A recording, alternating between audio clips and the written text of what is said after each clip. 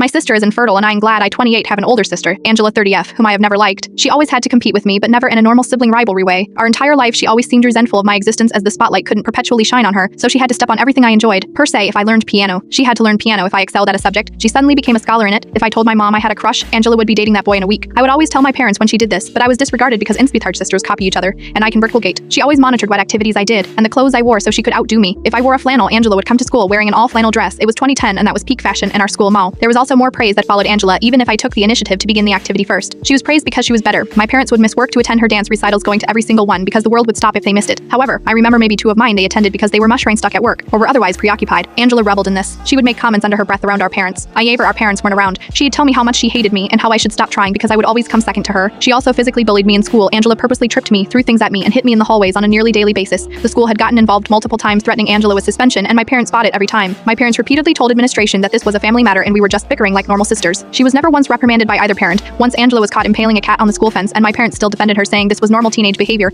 I often was in trouble as Angela would start crying, saying how she was being targeted by the school when I had antagonized her. After one of these occasions, Angela cut and bruised herself to prove to Dad that I was the aggressor. I became a pariah due to Angela's malicious rumors about me, so it was difficult for me to make friends. I resorted to only befriending people from other districts. Angela eventually made sure I had nobody by stalking them, befriending them, telling all my friends lies about how I was favored by her parents, and I constantly bullied and belittled her. She even stole boyfriends of mine doing this, convincing them I was horribly mean and an awful person that copied her every move. Once she catfished me on MySpace for 4 months and baited me into sending her nudes, which she proceeded to send my parents and everyone in school, including teachers. Later on, she told one of the boys I liked that those were actually her pictures and I had catfished her. The day of my high school graduation, my mom sat me down and told me Angela revealed the horrid abuse she suffered at my hand, and I was no longer welcome in their home. After moving out the next day, my parents made very few attempts to communicate with me, only the occasional holiday and birthday text. All financial aid was also abruptly ended as soon as I stepped foot on campus. I met my now husband shortly after this and we were married within a year. They did not feel inclined to attend my wedding or even congratulate me. I informed my parents when I had my first child 8 years ago as an opening, but they have made no attempt to contact or meet any of my 3 children. Best I know of Angela now from what I've heard is that she got married to one of the boyfriends she stole from me in high school, and she's been posting about her infertility issues and how she can bleat offer my parents their first grandbaby. After years of silence, I received a text at 8 this morning from my mother that I will copy and paste below. May hey name it box me your mama. We haven't talked in a while and I surely miss you terrible. I wanted to let you know your sister just had a miscarriage earlier this week. Figuel and Justin are struggling a lot right now. Send something a little sweet her way. I'm sure she'd appreciate it. Get back to me, I love you. I hate to say it, but I am glad she god's suffering. If she tormented me for years, what would she do to a child, posse a girl? I don't wish death on any baby, but I know in my heart that child would be damaged by her. I am angry at my parents expecting me to have any sense of obligation to her. I don't even have any sense of obligation to them. They always believed her and dismissed me. I was always the problem child, and it's strange how my mother can be so warm to me when asking me to do something for my sister. Also the fact they cared more about my sister's now dead fetus than my actual children, who wonder why they only have one set of grandparents. I feel some sort of guilt for it, but I refuse to offer any condolences to my destructive narcissistic sister, who has been justified in her bad behavior since birth. Maybe this will change her, help her develop empathy or any type of emotion that isn't hate or vindictiveness.